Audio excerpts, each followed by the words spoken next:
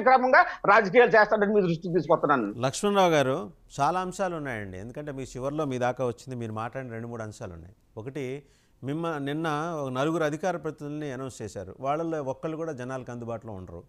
తర్వాత ఒక 14 మంది లిస్ట్ ఇచ్చారు. వాళ్ళు ఫోన్లు ఎత్తరు. వచ్చే మిమ్మల్ని ఏమో వెళ్ళొద్దంటారు. మీకు అసలు డెమోక్రసీ ఎక్కడుందండి? మీ పార్టీలో ఏం జరుగుతుంది? అసలు మిమ్మల్ని వెళ్ళొద్దన్నారనే విషయం జగన్మోహన్ రెడ్డి గారికి తెలుసా? మీరెవరు అధికార ప్రతినిధులు కాదట. కానీ అధికార ప్రతినిధులను వాళ్ళు ప్రకటించిన వాళ్ళు ఎవరు రారు.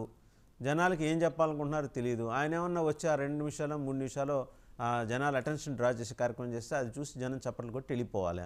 నిన్న మళ్ళీ ఆర్కే రోజా ఇంకో 3 ఇచ్చారు రాష్ట్ర అధికార ప్రతినిధులు అని చెప్పేసి. వాళ్ళు ఎవరు అందుబాటులో ఉండరు. ఏంటంటే ఇంత కమ్యూనికేషన్ గ్యాప్ నడుస్తుంది కదా. మీకు కొత్త అడ్వైజర్ వచ్చాడు, ఆయన కూడా ఏం చెప్పట్లేదా? మోహన్ సాయి దత్తానా సాయి మోహన్ దత్తా. ఒకప్పుడు బీజేపీలో అమిత్ షా గారికి మొన్న ఈ మధ్య ఈటల రాజేంద్ర గారికి ఆయన ఈ సెఫాలజిస్ట్గా వ్యవహరించారు. కొన్ని ఈ ప్రచార బాధ్యతలు కూడా ఆయన తీసుకున్నారు.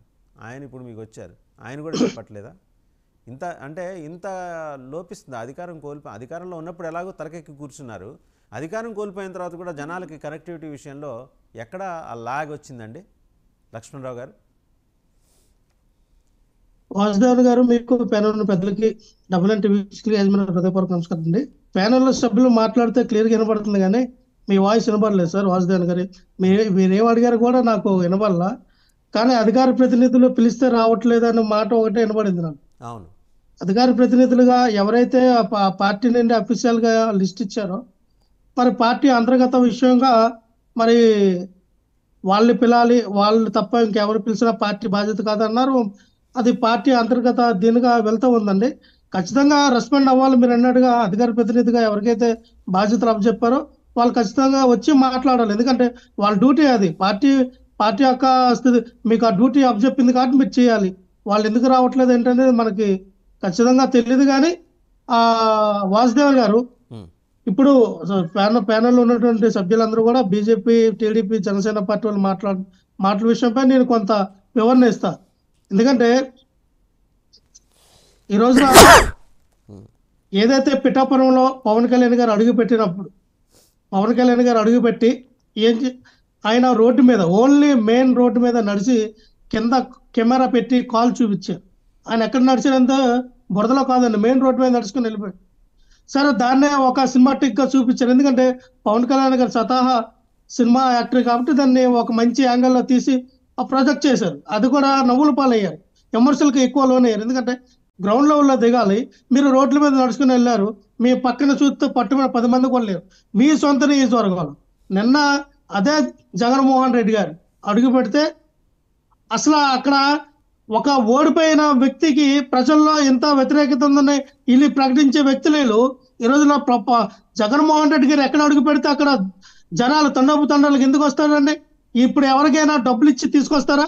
ఇదేమో ఎలక్షన్ టైమా డబ్బులు ఇచ్చి తీసుకురావడానికి? లేదా జగన్మోహన్ రెడ్డి గారు ఏమైనా పాదయాత్ర లేకపోతే ఇంకో ఓదార్పు యాత్ర చేయడానికి వెళ్ళి ఇక్కడ స్థానిక ఉన్న నాయకులందరూ కూడా జన సమీకరణ చేశారా? కాదు కదా.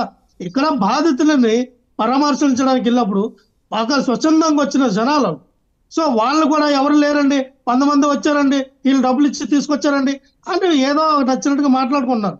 కానీ అది వాళ్ళ ఇష్టం. వాళ్ళకి ఎక్కడ ఓట్లు వేసారో అక్కడికి వెళ్ళారండి. వీళ్ళు ఎక్కడికి వెళ్తారండి? ఎక్కడ ఎక్కువ ఓట్లు వీళ్ళకి పడితే అక్కడికి వెళ్తారు వీళ్ళు కూడా.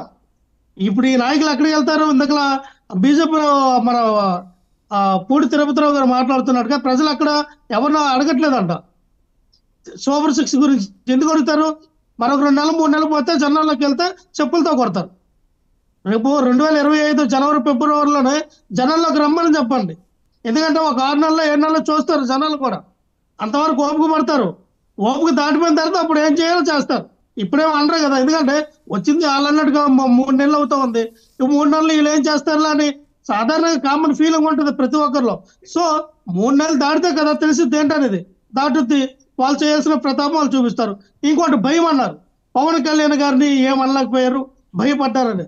పవన్ కళ్యాణ్ గారి గురించి ఎందుకు భయపడతారండి? తాడు బంగారం లేని పవన్ కళ్యాణ్ గురించి మేము భయపడతామా? ఎందుకంటే వాళ్ళ పార్టీ సరిగ్గా లేదు, వాళ్ళ పార్టీ నిర్మాణమే సరిగ్గా లేదు.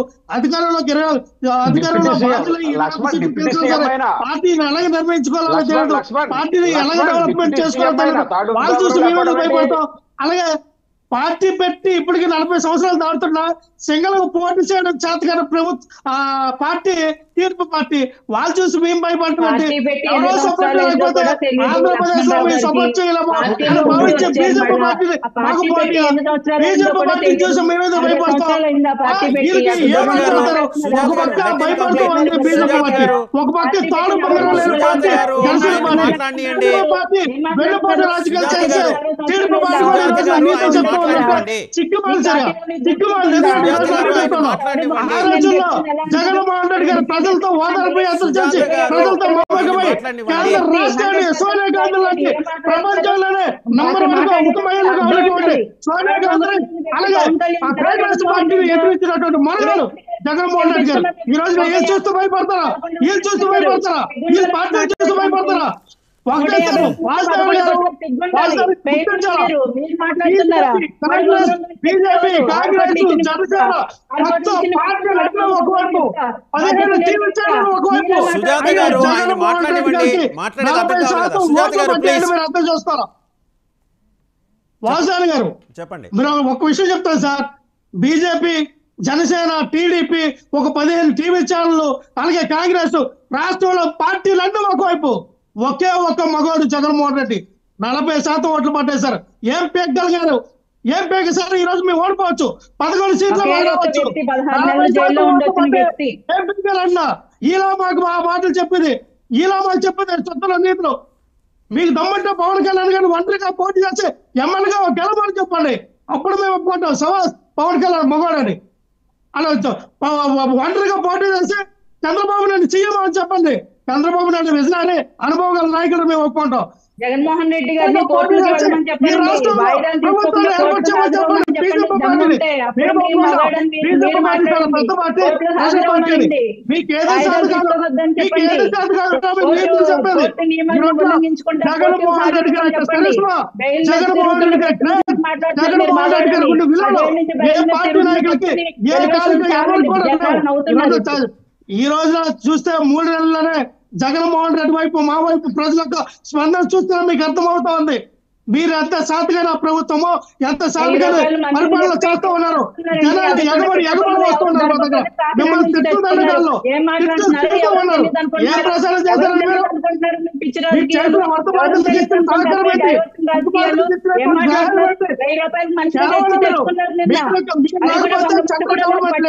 మీరు రాబోతే కేంద్రం గవర్నమెంట్ కేంద్రం నుంచి 10,000 కోట్ల రూపాయలు తెచ్చుకోలేకపోయారు.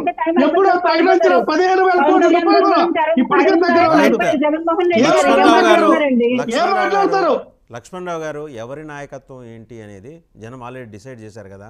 మనం కొన్నాళ్ళు ఆ ఛాలెంజ్లు మాట్లాడేసి మీరు ప్రతిపక్షం ఉద్యోగం చేయండి, వాళ్ళు పాలకపక్షం ఉద్యోగం చేస్తారు, ఏమన్నా ఎక్కువనే ఉంటే దాని మీద మాట్లాడుతున్నాం. వాళ్ళ మొగతనాల గురించి మాట్లాడాల్సిన అవసరం అయితే ఇక్కడ లేదు. Thank you. మనం ఈ డిబేట్ మళ్ళీ కంటిన్యూ చేద్దాం ఇంకో రోజు. Thank you very much Lakshmanarao గారు, సత్యనారాయణ గారు, తిరుపతిరావు గారు, సుజాత గారు అండ్ కృష్ణాంజనేయులు గారు, అందరికీ ధన్యవాదాలు. సో చూసాం కదంటే రాష్ట్రంలో వరద సహాయానికి సంబంధించి ప్రాపర్గా నడవాల్సిన రాజకీయాలు ఇలాగ వ్యక్తిగత దాడులకి దిగే విధంగా నడుస్తున్నాయి. ఓ పక్క కేంద్రం ఎందుకని ఇంతవరకు జాతీయ విపత్తుగా ప్రకటించలేదు, దాని మీద క్లారిటీ లేదు. కేంద్రం అయితే సమానం చెప్పాలి. రాష్ట్రాల మధ్య ఈ వివక్ష ప్రదర్శించే ధోరణికి స్వస్తి పలకపోతే ఇబ్బందికర పరిణామాలు బీజేపీ ఎదుర్కోవాల్సి వస్తుందని చెప్పేసి ఢిల్లీ పొలిటికల్ కారిడార్సే వ్యాఖ్యానిస్తున్నాయి. చూద్దాం ఏం జరుగుతుందో. Thank you very much for watching big debate.